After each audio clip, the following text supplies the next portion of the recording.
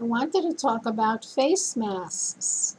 I have no intention of giving up wearing a face mask. Why? Well, it just feels good. I feel, I don't know, what do I feel? Am I thinking about airborne bad bacteria from people? A little bit. Am I thinking about how it covers my wrinkles? Yes, yes. Am I thinking how it's traditional and classic and mysterious and healthy and fashionable? Yes, all those things. And I'm also thinking about nature and science. Traditionally, historically, biblically, men had less clothing on because they did physical work outdoors. So they had like a skirt type cloth on them that ended at the knee because they needed to, free movement to do physical labor. And so when women were choosing their outfit, they were mostly covered up. And I'm thinking how strange it is, how it's opposite in modern life. You see a man in a suit. I mean, everything is covered except uh, their hands, um, and from here up.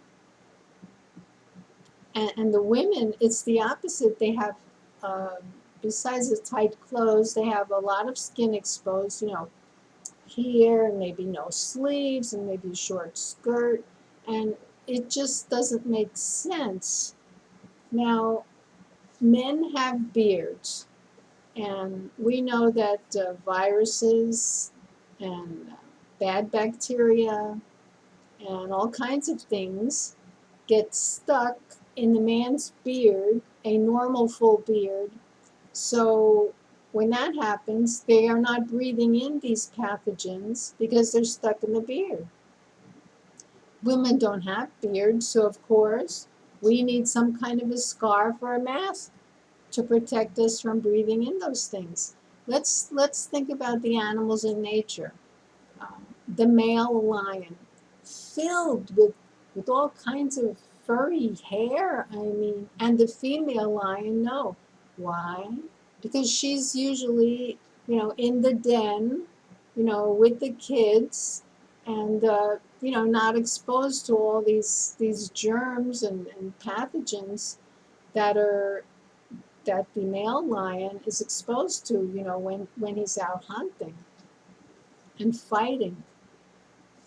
So what about the birds, the male birds? All these feathers and colors, and the female bird's very plain.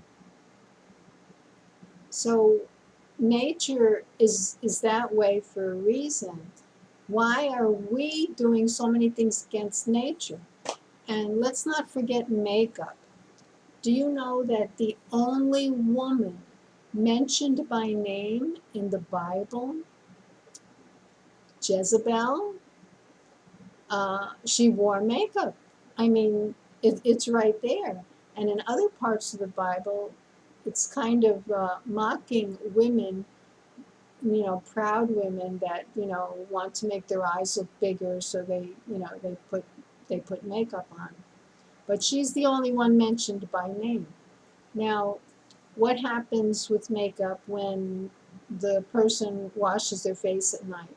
It goes into the aquifer. It ends up in our water supply. Hopefully, once a year or every 2 years, your county sends you an analysis of the water. When my county does it, the analysis is already 2 years old, and every single chemical that's mentioned is at the utmost, it's very close to the limit. So, not to mention it's already enough, all the insecticides and artificial things that end up in the water. And besides that, makeup clogs your skin, and it's expensive. So think about these things. Natural is best. Nature should be our guide, and logic.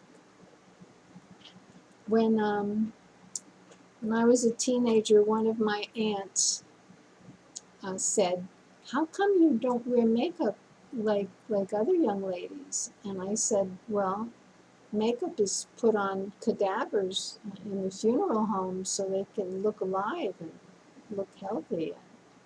I'm not a cadaver."